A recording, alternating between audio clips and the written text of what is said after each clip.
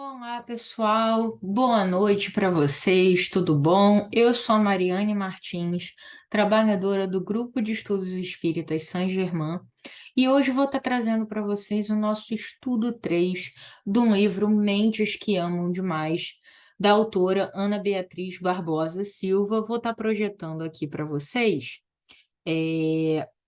o nosso material de hoje, tá?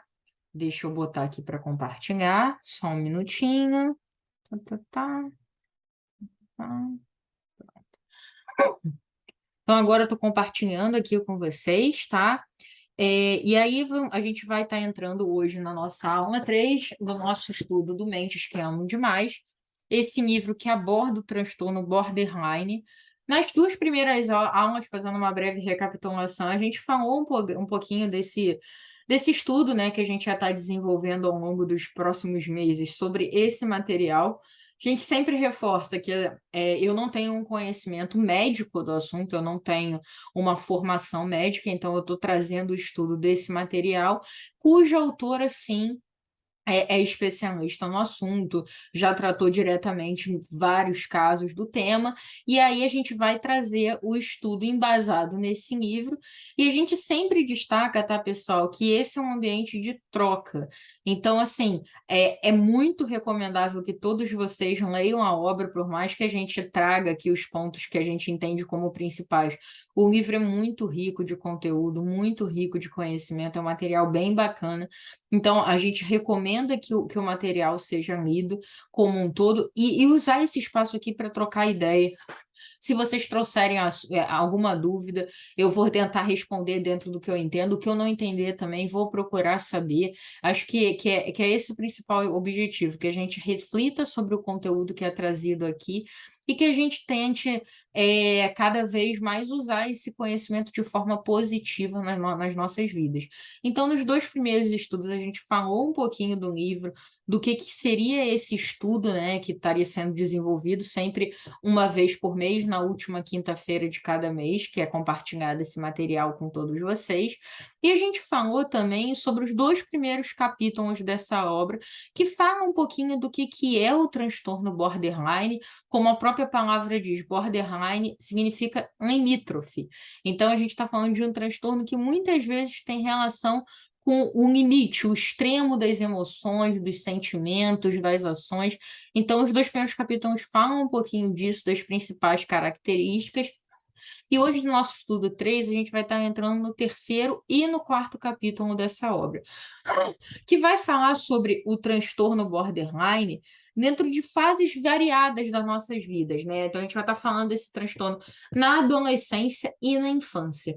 E o capítulo sobre adolescentes borderline começa com uma breve passagem, né, que fala o seguinte para gente: o vazio afetivo dos jovens borderlines é tão grande que eles vivem em um estado permanente de carência, mesmo que sejam profundamente amados e cuidados por seus familiares. E aí, só por esse trechinho, a gente já vê mais uma vez um estado permanente de carência. Por si só, já dá para entender o tamanho da insegurança, o tamanho da dependência, o tamanho do medo, do abandono, da rejeição que isso gera. E a autora sempre procura trazer casos práticos que ela vivenciou, que ela teve contato de alguma forma, para trazer exemplos que a gente consiga tangibilizar, que a gente consiga entender como é que esse transtorno se manifesta. E ela começa nesse capítulo trazendo a história de Rafaela e as suas oscilações de comportamento. Então, ela começa a falar sobre a Rafaela, que era considerado o docinho de coco da família, né? Era uma criança, né? Inicialmente era uma criança que já apresentava uma instabilidade muito grande. Então, ela fala, né, que os familiares já relatavam que ela tinha rompantes de humor, rompantes de agressividade muito intensos, ao mesmo tempo que era uma pessoa muito amável, muito compreensiva, muito preocupada com o outro, nas suas mais variadas formas. E essa característica da infância, ela teve um boom, ela teve um salto conforme a Rafaela chegou na fase da adolescência. E o gatinho dela foi o primeiro, o grande gatinho, né? O primeiro grande gatinho foi na época que ela viveu o seu primeiro relacionamento. Ela começou a se relacionar com o Rodrigo, e aí foi aquele primeiro amor, uma relação muito intensa, mas também muito conflituosa, em que ela começou a mostrar seus sinais de possessividade extrema, ciúme extremo, agressividade quando acontecia alguma contrariedade na relação, um proceder muito intenso para tudo, inclusive em relação à questão da sexualidade, era sempre muito intenso para todos ouvirem, para todos saberem na frente das pessoas, de sua família, às vezes dentro da própria casa. Então era tudo muito exacerbado, desde o sentimento daquele romance até quando acontecer qualquer problema naquela relação, isso ser muito extremo, muito nocivo para ambas as partes. E aí é contado que esse relacionamento com o Rodrigo, né, da Rafaela, gerou aos 15 anos uma primeira gravidez em que eles optaram pelo aborto, sem ninguém ficar sabendo, sem os parentes ficarem sabendo, sem as famílias ficarem sabendo. Eles procederam com o aborto e logo depois voltaram para a mesma relação, sem os devidos cuidados, sem as devidas proteções e com toda aquela característica de instabilidade que já existia antes. Aos 17, ela teve uma nova gravidez desse parceiro, e aí acabou tendo um aborto também, só que dessa vez de forma espontânea, muito pelo mal que ela causava ao próprio corpo. Aí, nessa fase já dos 17 anos, ela já estava envolvida com drogas, com vícios das mais diferentes formas, e aí acabou que o seu corpo não conseguiu ter essa segunda gravidez, ela começou a sofrer um aborto espontâneo, e pouco depois esse relacionamento terminou. E quando esse relacionamento terminou, Rafaela começou uma nova história com outro rapaz, né, chamado Cleison. Ele era um rapaz com uma vida um tanto quanto complicada, metido com crime, que tinha todo um histórico já de já ter sido acusado de crimes anteriores, já ter sido preso, uma pessoa totalmente viciada, com dificuldades comportamentais, financeiras, de vícios, e tudo aquilo que já existia dentro da Rafaela acabou sendo potencializado. Então, ela vivenciou um momento de bastante sexualidade, foi morar em questão de meses com esse novo rapaz e falava para toda a sua família que ela estaria disposta a abrir mão de toda a base que ela tinha, porque ela tinha uma estrutura familiar robusta, de pessoas que amavam, que se importavam, que estavam ali do lado dela, e ela abandonou tudo para viver com esse rapaz que tinha todo um histórico complicado, inclusive envolvido em crimes e ainda em drogas ainda mais pesadas. E ela alegava que ele tinha o principal, que ele supostamente amava ela e valorizava ela mais do que qualquer outra coisa. Então, ela faz esse movimento, e no que ela faz esse movimento, ela acaba se viciando em toda sorte de drogas, né? Então, enfim, drogas injetáveis, drogas de cigarro, de bebida, de medicamento. Ela se envolve em todos esses tipos e passa um período muito turbulento da sua vida, onde a sua família tenta ajudar, tenta entrar em contato, tenta ajudar até o rapaz, mas ela acaba optando por se afastar deles, e esse período dura aproximadamente 4 anos. Então, toda aquela fase de final da adolescência e início da vida adulta, né? Se a gente for pensar que o relacionamento anterior acabou por volta dos 17 anos. Esses 4 anos ela era uma jovem de 20 e pouquinhos anos. Quando esse relacionamento dura 4 anos, e depois de 4 anos ela subitamente resolve terminar com o Cleison e resolve voltar para casa da sua família. E no que ela volta, ela começa um caminho que seria. É claro que é uma construção, né? Isso não é um salto para ninguém, ainda mais num transtorno que envolve tantas emoções, mas ela começa um processo de reequilíbrio, de recuperação. Ela inicia um novo relacionamento com o seu melhor amigo, então eles passam a ter um relacionamento também amoroso. Ela volta para casa dos seus pais, e embora ela ainda apresente muitas oscilações de humor e um comportamento por vezes bastante instável, agressivo, ela começa a ter propósitos, ela quer voltar a estudar, ela começa a buscar ajuda, a buscar se reequilibrar e a ter realmente objetivos na vida. E aí ela começa um processo ali de tratamento que é tão necessário para o equilíbrio dentro do transtorno borderline. E a partir disso, a doutora Ana Beatriz pega esse caso, né, e fala um pouquinho das manifestações desse transtorno na adolescência. Então, pegando o exemplo, né, de Rafaela, ela traz alguns pontos das características que são pertinentes a esse transtorno e de como é que isso se manifesta na história, na adolescência e na própria história do nosso estudo de caso aqui da Rafaela. Então, acessos de fúria acompanhados de frustração. Lá desde criança, quando a gente falou sobre rompantes de agressividade, rompantes de irritabilidade muito intensos, chegando no ápice ali, quando ela estava vivenciando seu primeiro relacionamento amoroso com o Rodrigo. Ela fala da força física desproporcional, e isso o livro conta bastante, que, na verdade, nessas brigas que ela tinha, ela agredia fisicamente, ela destruía coisas, com uma força física supostamente nem condizente com a sua própria estrutura corporal, com a sua própria característica. Então, naquele momento de extrema agressividade, de extrema irritabilidade, essa força física ganhava contornos muito significativos. Ela fala também da sensação de inadequação familiar. Na história, no livro é muito mais detalhado, fala isso, que por mais que a família tentasse ajudar, por mais que a família nunca tenha de fato abandonado ela, mesmo quando ela opta por sair da casa dos pais para viver com uma pessoa que tinha um histórico dentro da criminalidade, eles sempre tentaram ajudá-la e ajudar até quem estava com ela, mas ela sempre se sentia preterida, sempre se sentia inadequada, sempre achava que não era amada o suficiente. Lembra do primeiro trechinho que a gente falou, né? Estado de vazio permanente, estado de carência permanente. Não importa o tamanho do cuidado, o tamanho do amor, essa sensação meio que acompanhava e acompanha muitas das pessoas que sofrem com esse transtorno. A instabilidade emocional que permeava tudo, o excesso de amor, excesso de ódio, excesso de agressividade, excesso de promiscuidade, excessos das mais variadas formas. E aqui a dependência afetiva e o medo do abandono, lembrando lá da parte do Cleiton quando ela resolve ir morar com ele, que ela fala, não importa o quão disfuncional seja esse relacionamento, ele tem o que supostamente é o que eu mais preciso, alguém que me bote acima de toda e qualquer outra coisa. Então, assim, esse suposto amor desmedido era para preencher essa dependência e esse medo extremo do abandono.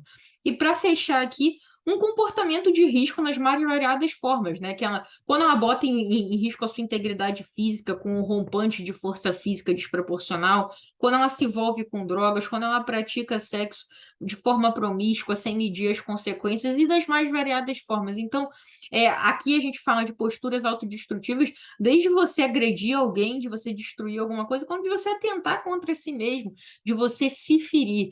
Então, todas essas características são pertinentes nessas manifestações borderlines, inclusive na adolescência, e isso daí é traduzido sempre num estudo de caso, o que torna muito didático esse material que a doutora Ana Beatriz traz para a gente, tá?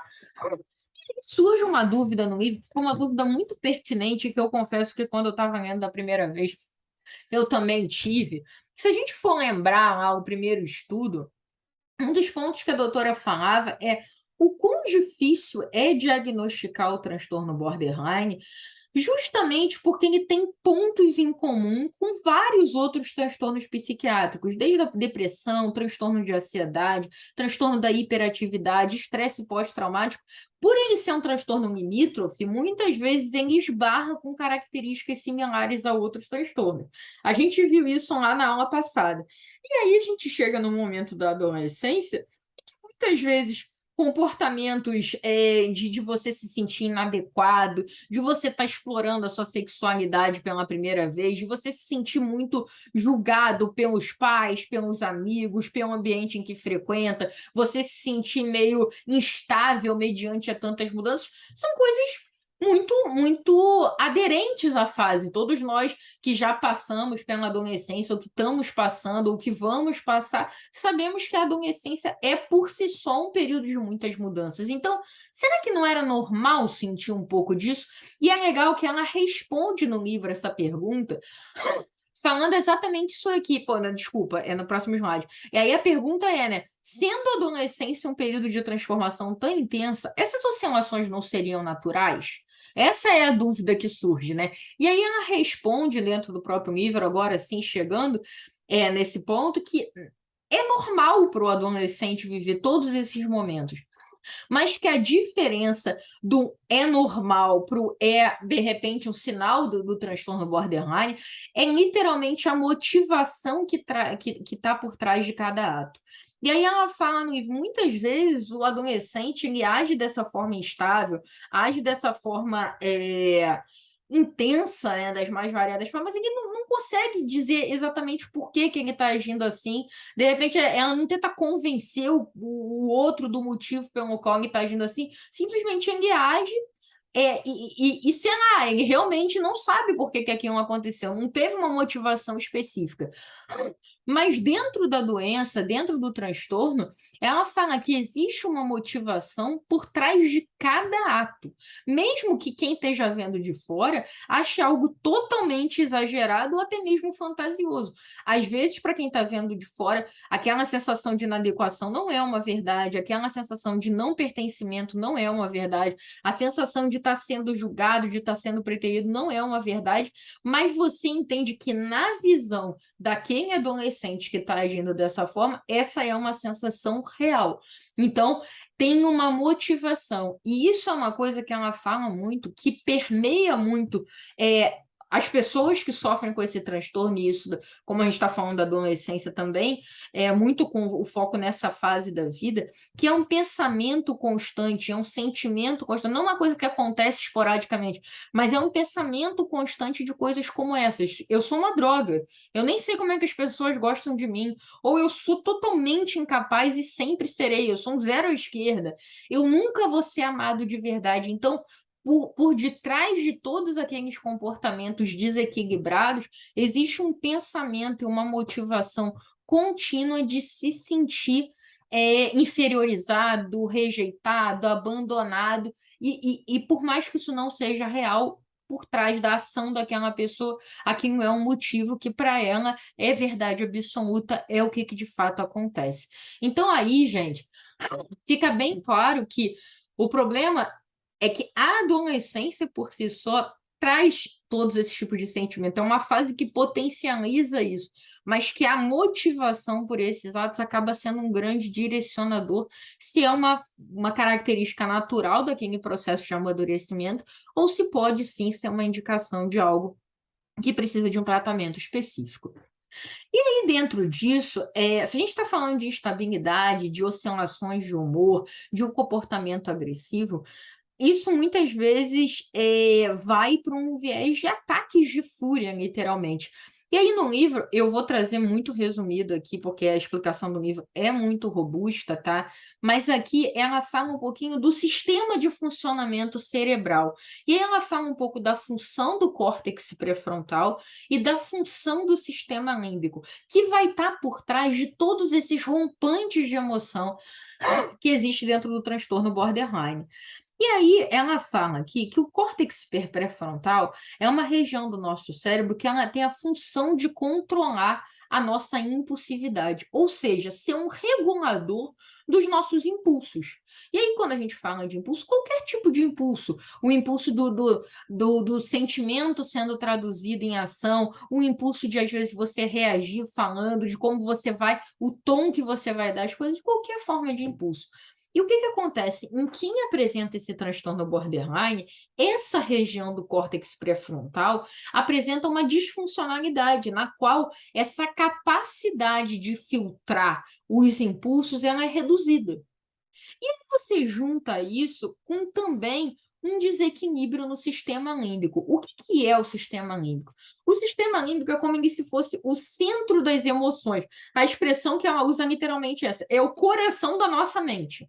Então, é a partir do sistema límbico que a gente reage às emoções. Então, os borderlines, eles apresentam uma hiperatividade dessa região, uma hiperatividade emocional. Então, com isso, eles têm emoções em maior quantidade e maior intensidade. Aí vamos pensar no seguinte: se você tem um sistema límbico que gera suas emoções em hiperatividade contínua, e você tem um córtex pré-frontal que tem uma disfuncionalidade que dificulta o poder de filtragem dos impulsos, é como se um lado tivesse sempre impulsionando essa hiperatividade, essa hiperemoção, esse excesso, e o outro lado que tem a função de frear não conseguisse conter.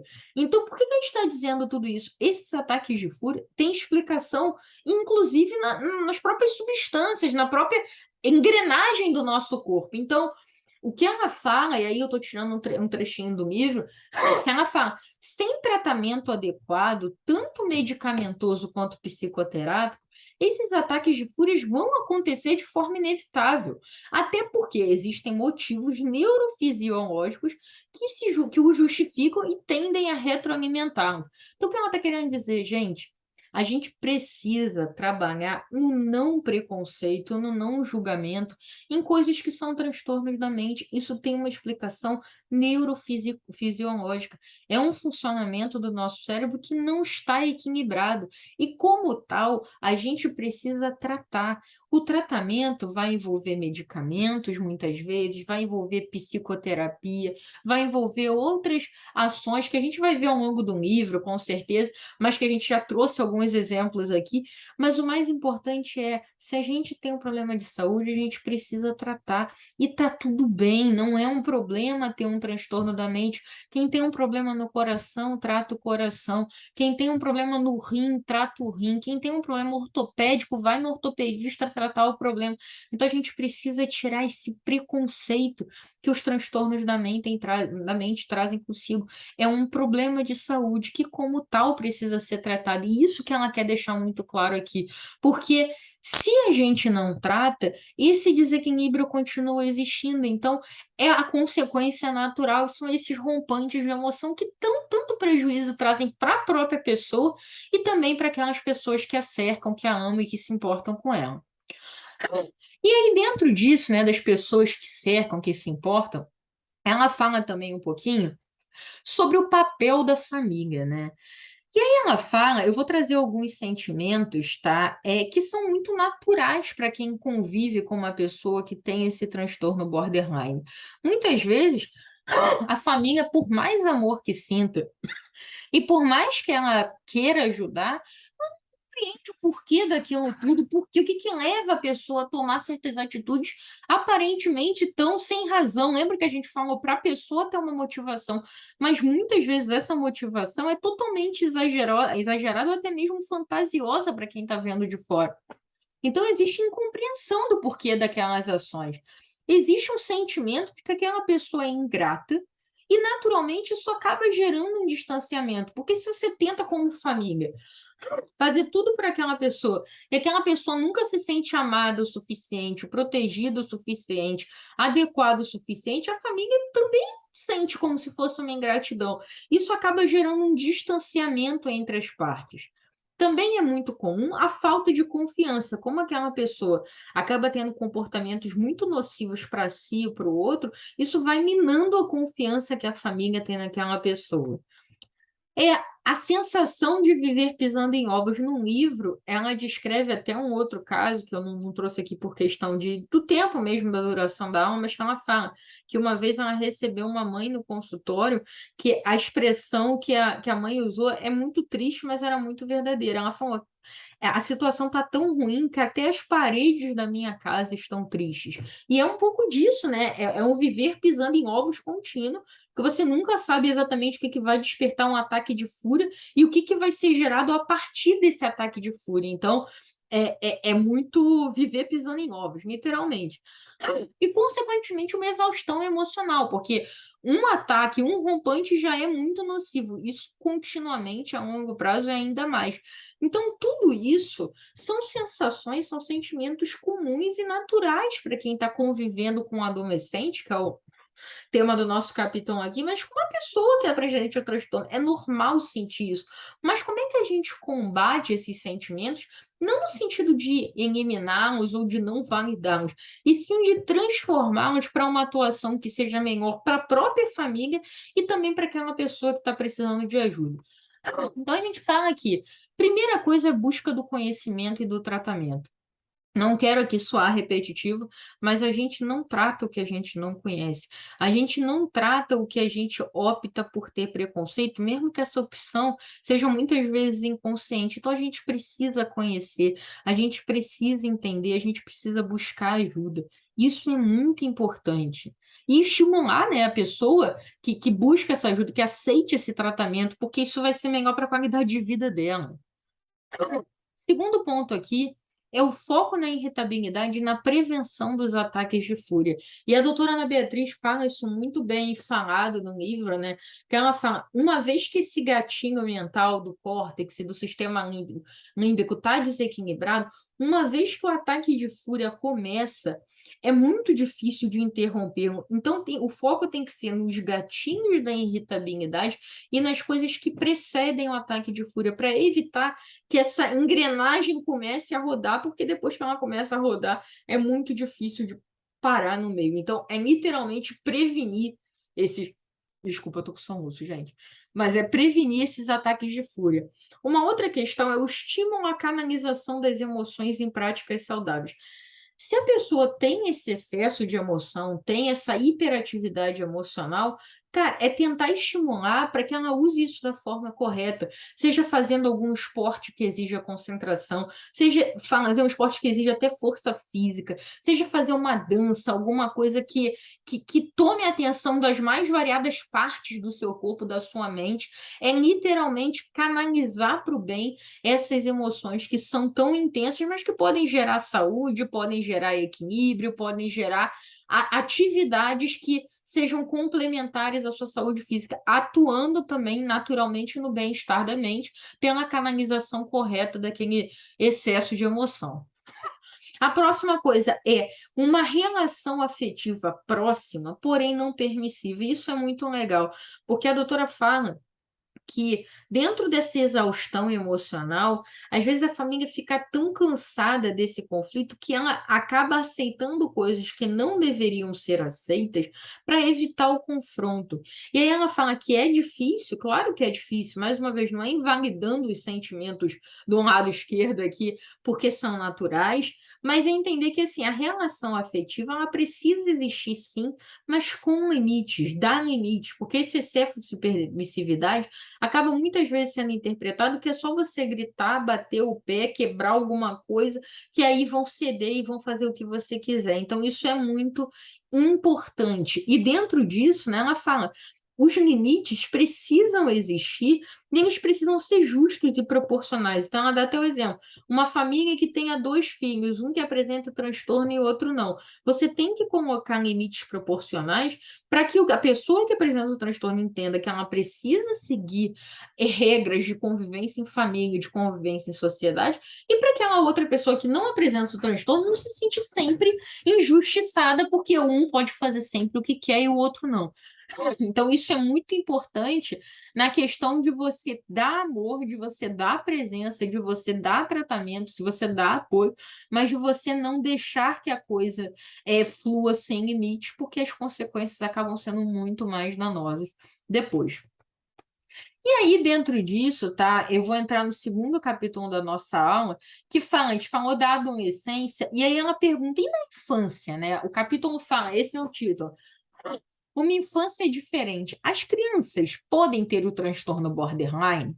E aí ela fala o seguinte, né?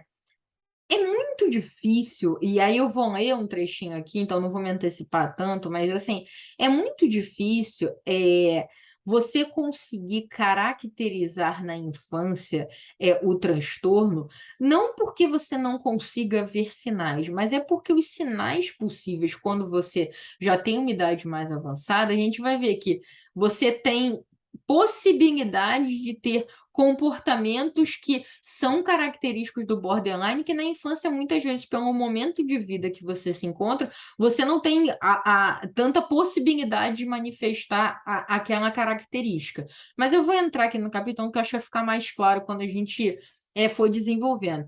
Então, ela fala que, assim, sim, é possível uma criança apresentar o transtorno borderline, por mais que seja mais difícil de bater o martelo e caracterizar a doença como sendo essa na fase mais jovem. Mas ela fala que alguns comportamentos já são indícios fortes e que já acendem o farol para aquela criança começar a ser acompanhada desde cedo. E aí ela fala de alguns casos que eu vou trazer aqui como exemplo.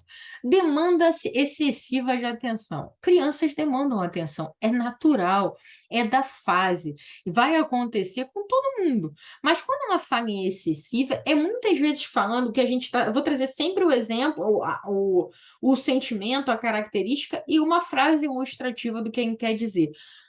Sabe aquela coisa de amor e ódio extremos? A cada vontade atendida ou negada? Ah, não, a criança vai te amar demais, você vai ser o centro do universo, melhor mãe, melhor pai do mundo, se você fizer o que ela quer. Se você não fizer o que ela quer, ela te odeia. Você é insuportável, você não vale nada. Então, são essas oscilações desde a tenra idade. Claro que tem criança vai ter que querer sua atenção, às vezes vai fazer malcriação, normal. É o excesso disso, tá, gente? Outra coisa, senso de realidade alterado.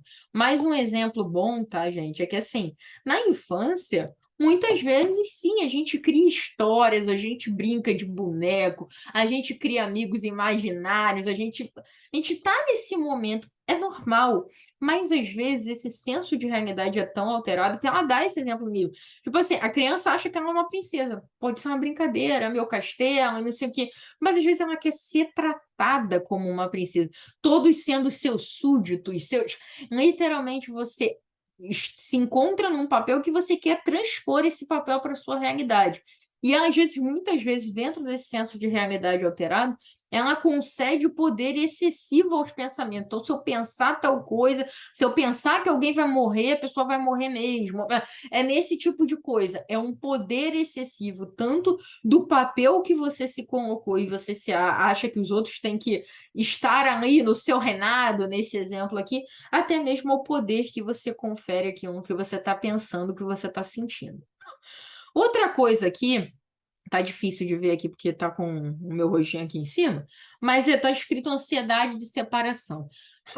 Que já é o primeiro sinal daquilo que a gente falou lá do transtorno como um todo, falou de novo na característica do adolescente, que é o medo constante do abandono, do ser rejeitado, essa dependência emocional excessiva. Muitas vezes, claro, mais uma vez, tá, gente? Não dá para generalizar. É normal a criança chorar quando vai ficar longe dos pais, está começando na creche, é normal. Mas essa ansiedade constante da separação, com medo muito exacerbado do abandono, com essa dependência emocional excessiva, pode ser sim um farol de alerta, tá, gente? Próxima coisa que a gente coloca aqui, impulsividade intensa. A gente já viu que a impulsividade é inerente ao transtorno borderline. Então, muitas vezes, essa impulsividade já é apresentada quando se é mais jovem, seja na dificuldade de frear, sabe aquela criança que fica falar tudo que pensa, pronto, acabou?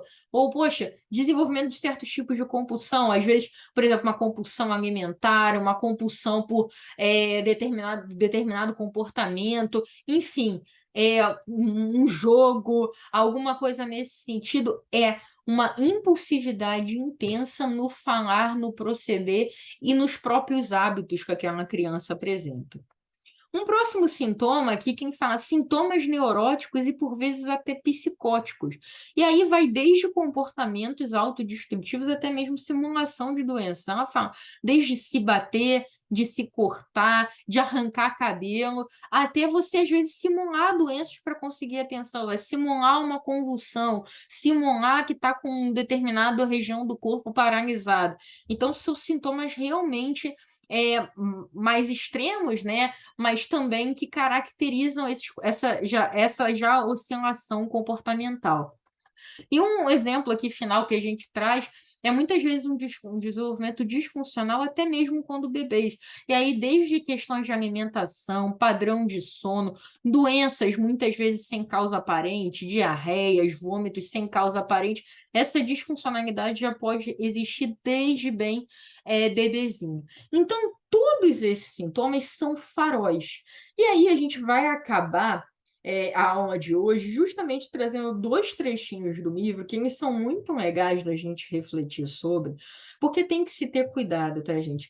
Quanto mais cedo o transtorno é identificado, mais cedo ele pode ser tratado. E lembra que eu falei que a gente só trata aquilo que a gente conhece? Então é muito importante essa busca pelo entendimento, essa busca pelo tratamento vir o mais cedo possível. Ao mesmo tempo que a gente não pode pegar uma característica e já afirmar que a pessoa tem um transtorno. Existem justamente critérios de classificação, existem médicos especializados no tema para que esse diagnóstico possa ser alcançado o mais rápido possível, mas também da forma mais correta possível. Então, para acabar nossa aula de hoje, eu vou ler dois trechos que a doutora Ana Beatriz traz, que isso. Tá, desculpa, eu vou ter errado. Isso mesmo. Que a doutora Ana Beatriz traz, perdão, sobre a prática clínica dela, né? E aí eu vou ler para vocês, são dois trechos retirados no livro, até peço desculpa pelo excesso de texto, mas acho que é bem legal da gente refletir, tá? Na prática clínica, deparamos com limitações em aplicar os critérios para diagnóstico borderline em crianças. Não porque ele não exista, mas porque tem que obedecer critérios. Aí ela fala, se isso acontece pelo simples fato de que os critérios da APA, a APA é a Associação Americana de Psiquiatria, e também da OMS, que é a Organização Mundial da Saúde, serem associados e, de certa forma, dependentes de atividades e comportamentos em que crianças abaixo de 12 anos raramente estão engajadas. Então, aquilo que a gente falou agora há pouco. Existem comportamentos, como a gente viu no slide anterior, que são faróis, mas existem muitos critérios que caracterizam a doença que, em geral, crianças de até 12 anos não têm nem acesso a ter. Então, ela fala. Dentre esses, eu cito autoflagelo e tentativa de suicídio, alteração da identidade, uma identidade que muda conforme o contexto para se adequar a um determinado grupo, a um certo relacionamento, a sua identidade fica muito fluida para se adequar ao meio. Um padrão sexual intenso e instável, uma direção perigosa, abuso de substâncias ou impulsividade em compras. Essas características demandam uma idade maior em geral para acontecer. Então, existem critérios que caracterizam o transtorno que são mais difíceis de serem detectados na infância, porque, em geral, crianças não vão estar dirigindo, não vão estar fazendo compras, não vão estar com uma vida sexual iniciada, e, de forma geral, isso acontece um pouco mais no avançar da idade. Então, isso dificulta muitas vezes o fechamento do diagnóstico, mas isso não impede que esses sinais todos que a gente comentou antes já possam ser vislumbrados e já possam acender um farol da necessidade da busca por um acompanhamento especializado. E aí ela termina falando, né? Não termina falando, mas esse trecho está no capítulo, a gente vai terminar falando aqui, que ela fala, ainda assim, podemos encontrar outros critérios descritos na Associação Americana de Psiquiatria em algumas crianças, por exemplo, que a gente viu agora há pouco, o que poderia nos levar a estabelecer ou pelo menos atentar para a possibilidade de um possível diagnóstico de personalidade borderline. Então, gente, é isso. Acho que a grande mensagem desses dois capítulos é que sim, o transtorno borderline pode aparecer desde a infância, ele pode ser potencializado na adolescência, e isso daí, quanto mais cedo for identificado e mais cedo for tratado, melhor é o prognóstico de equilíbrio, de estabilidade na vida daquela pessoa. Então, acho que a grande mensagem aqui é a gente estar atento e se abrir à busca pelo conhecimento, e se abrir à busca pelo conhecimento, porque mais mais uma vez, pela terceira vez na aula de hoje, e eu estou repetindo para que a gente reflita mesmo sobre isso, a gente só cura, a gente só trata aquilo que a gente conhece. Então, não é fechar o olho e não identificar um problema que vai fazer o problema desaparecer. Pelo contrário, quando a gente enxerga o problema, é o início de todo e qualquer processo de cura. É isso, pessoal. Então, assim, a gente se encontra no próximo mês com mais 2 capítulos desse estudo. A gente vai falar sobre mães que apresentam transtorno borderline, a gente vai falar sobre as interações sociais da vida de uma pessoa que tem esse transtorno. Mais uma vez, deixo aqui o nosso contato enquanto grupo de estudo espírita, enquanto pessoas que estão estudando essa obra, que têm interesse em trocar ideias. Se vocês tiverem alguma dúvida, algum comentário, tanto eu quanto qualquer um dos outros trabalhadores da casa, estamos aqui. E eu espero que vocês tenham gostado da aula de hoje. Um grande beijo a todos vocês e a gente se encontra de novo no mês que vem, tá bom? Beijo!